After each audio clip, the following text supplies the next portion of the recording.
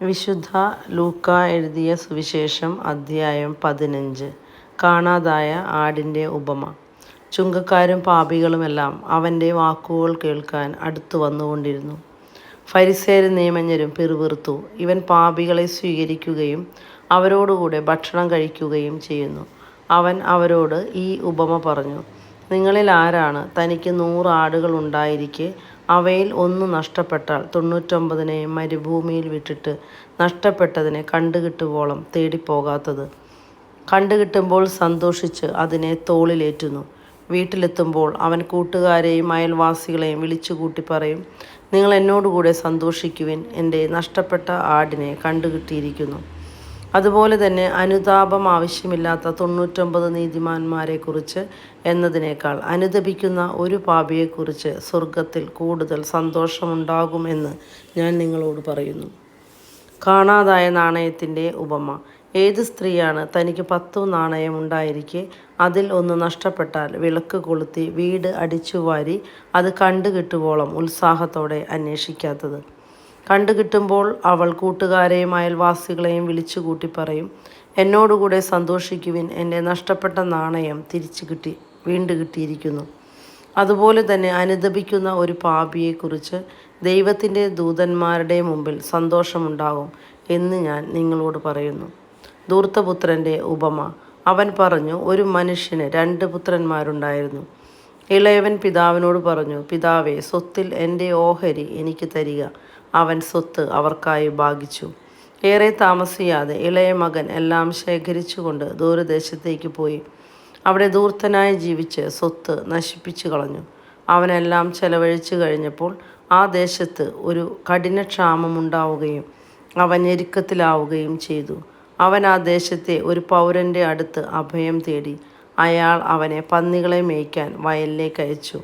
പന്നി തിന്നിരുന്ന തവിടെങ്കിലും കൊണ്ട് വയറ് നിറയ്ക്കാൻ അവൻ ആശിച്ചു.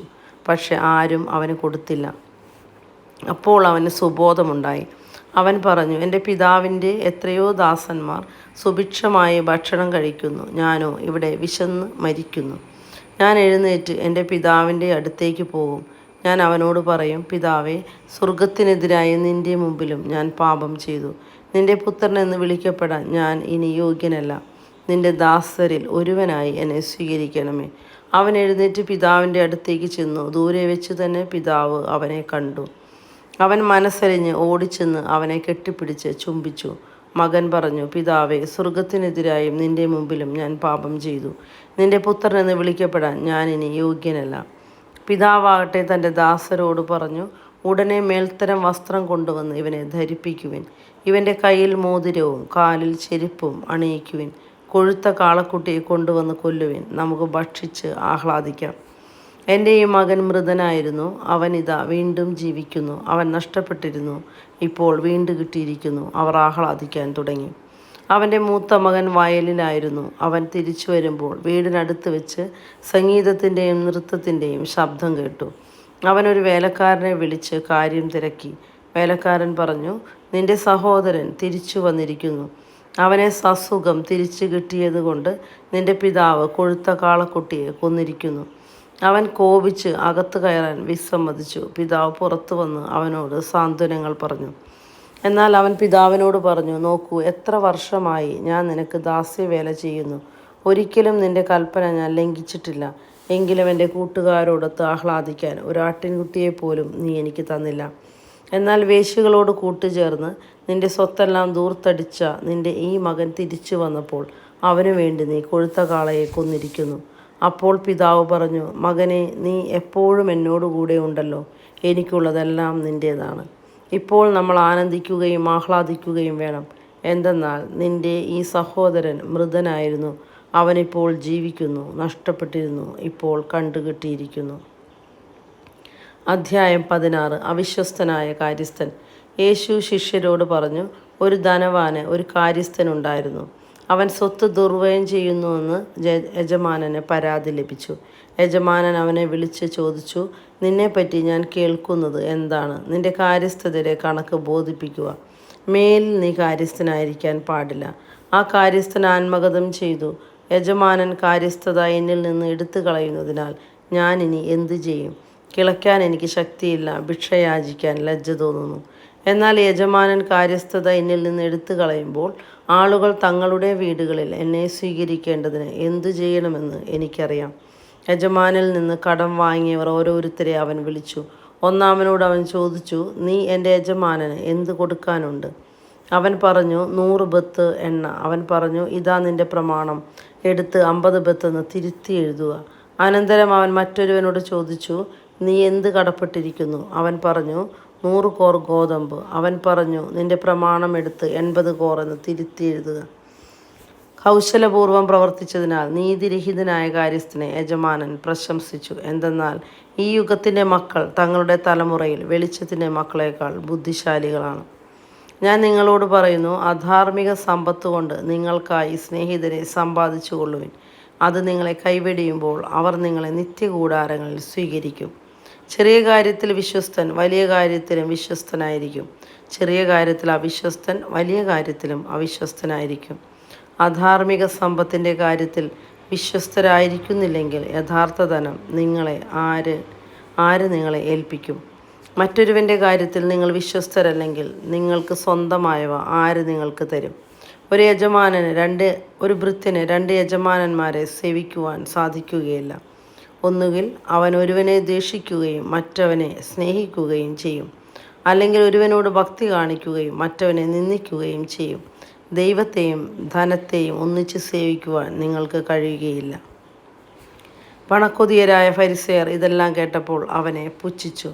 അവൻ അവരോട് പറഞ്ഞു, മനുഷ്യരുടെ മുമ്പിൽ നിങ്ങൾ നിങ്ങളെ തന്നെ നീതീകരിക്കുന്നു, എന്നാൽ ദൈവം നിങ്ങളുടെ ഹൃദയങ്ങളെ അറിയുന്നു. മനുഷ്യർക്ക് ഉത്കൃഷ്ടമായത് ദൈവദൃഷ്ടിയിൽ നികൃഷ്ടമാണ്. നിയമവും പ്രവാചകന്മാരും യോഹന്നാൻ വരെ ആയിരുന്നു. അതിനുശേഷം ദൈവരാജ്യത്തിൻ്റെ സുവിശേഷം പ്രസംഗിക്കപ്പെടുന്നു. എല്ലാവരും ബലം പ്രയോഗിച്ച് അതിൽ പ്രവേശിക്കുന്നു. നിയമത്തിലെ ഒരു പുള്ളിയെങ്കിലും അസാധുവാകുന്നതിനേക്കാൾ എളുപ്പം ആകാശവും ഭൂമിയും അപ്രത്യക്ഷമാവുന്നതാണ്. ഭാര്യയെ ഉപേക്ഷിച്ച് മറ്റൊരുവളെ വിവാഹം ചെയ്യുന്നവൻ വ്യഭിചാരം ചെയ്യുന്നു. ഭർത്താവ് ഉപേക്ഷിച്ചവളെ വിവാഹം ചെയ്യുന്നവനും വ്യഭിചാരം ചെയ്യുന്നു. ധനവാനും ലാസറും. ഒരു ധനവാൻ ഉണ്ടായിരുന്നു. അവൻ ചുമന്ന പട്ടും മൃദുല വസ്ത്രങ്ങളും ധരിക്കുകയും എന്നും സുഭിക്ഷമായി ഭക്ഷിച്ച് ആനന്ദിക്കുകയും ചെയ്തിരുന്നു. അവൻ്റെ പടിവാതിൽക്കൽ ലാസർ എന്നൊരു ദരിദ്രൻ കിടന്നിരുന്നു. അവൻ്റെ ശരീരം വ്രണങ്ങൾ കൊണ്ട് നിറഞ്ഞിരുന്നു. ധനവാന്റെ മേശയിൽ നിന്ന് വീണിരുന്നവ കൊണ്ട് വിശപ്പടക്കാൻ അവൻ ആഗ്രഹിച്ചു. നായ്ക്കൾ വന്ന് അവൻ്റെ വ്രണങ്ങൾ നക്കിയിരുന്നു. ആ ദരിദ്രൻ മരിച്ചു. ദൈവദൂതന്മാർ അവനെ അബ്രാഹത്തിൻ്റെ മടിയിലേക്ക് സംവഹിച്ചു. ആ ധനികനും മരിച്ച് അടക്കപ്പെട്ടു. അവൻ നരകത്തിൽ പീഡിപ്പിക്കപ്പെടുമ്പോൾ കണ്ണുകൾ ഉയർത്തി നോക്കി ദൂരെ അബ്രാഹത്തെയും അവൻ്റെ മടിയിൽ ലാസറിനെയും കണ്ടു. അവൻ വിളിച്ചു പറഞ്ഞു, പിതാവായ അബ്രാഹാമേ, എന്നിൽ കനിയണമേ. തൻ്റെ വിരൽത്തുമ്പ് വെള്ളത്തിൽ മുക്കി എൻ്റെ നാവ് തണുപ്പിക്കാനായി ലാസറിനെ അയക്കണമേ. ഞാൻ ഈ അഗ്നിജ്വാലയിൽ കിടന്ന് യാതന അനുഭവിക്കുന്നു. അബ്രഹാം പറഞ്ഞു, മകനെ, നീ ഓർമ്മിക്കുക, നിനക്ക് ജീവിതകാലത്ത് എല്ലാ സുഖസൗകര്യങ്ങളും ലഭിച്ചിരുന്നു. ലാസറിനോ കഷ്ടതകളും. ഇപ്പോൾ അവൻ ഇവിടെ ആനന്ദിക്കുകയും നീ വേദന അനുഭവിക്കുകയും ചെയ്യുന്നു. കൂടാതെ ഞങ്ങൾക്കും നിങ്ങൾക്കും മധ്യേ ഒരു വലിയ ഗർത്തവും സ്ഥാപിക്കപ്പെട്ടിരിക്കുന്നു. ഇവിടെ നിന്ന് നിങ്ങളുടെ അടുത്തേക്കോ അവിടെ നിന്ന് ഞങ്ങളുടെ അടുത്തേക്കോ വരാൻ ആഗ്രഹിക്കുന്നവർക്ക് അത് സാധിക്കുകയില്ല. അപ്പോൾ അവൻ പറഞ്ഞു, പിതാവേ, അങ്ങനെയെങ്കിൽ ലാസറിനെ എൻ്റെ പിതൃഭവനത്തിലേക്ക് അയക്കണമേ എന്ന് ഞാൻ അപേക്ഷിക്കുന്നു. എനിക്ക് 5 സഹോദരന്മാരുണ്ട്. അവരും പീഡകളുടെ ഈ സ്ഥലത്ത് വരാതിരിക്കേണ്ടതിന് അവൻ അവർക്ക് സാക്ഷ്യം നൽകട്ടെ. അബ്രഹാം പറഞ്ഞു, അവർക്ക് മോശയും പ്രവാചകന്മാരും ഉണ്ടല്ലോ, അവരുടെ വാക്ക് കേൾക്കട്ടെ. ധനവാൻ പറഞ്ഞു, പിതാവായ അബ്രഹാമേ, അങ്ങനെയല്ല. മരിച്ചവരിൽ ഒരുവൻ ചെന്ന് പറഞ്ഞാൽ അവർ അനുതപിക്കും. അബ്രഹാം അവനോട് പറഞ്ഞു, മോശയും പ്രവാചകന്മാരും പറയുന്നത് അവർ കേൾക്കുന്നില്ലെങ്കിൽ മരിച്ചവരിൽ നിന്ന് ഒരുവൻ ഉയർത്താലും അവർക്ക് ബോധ്യമാകും.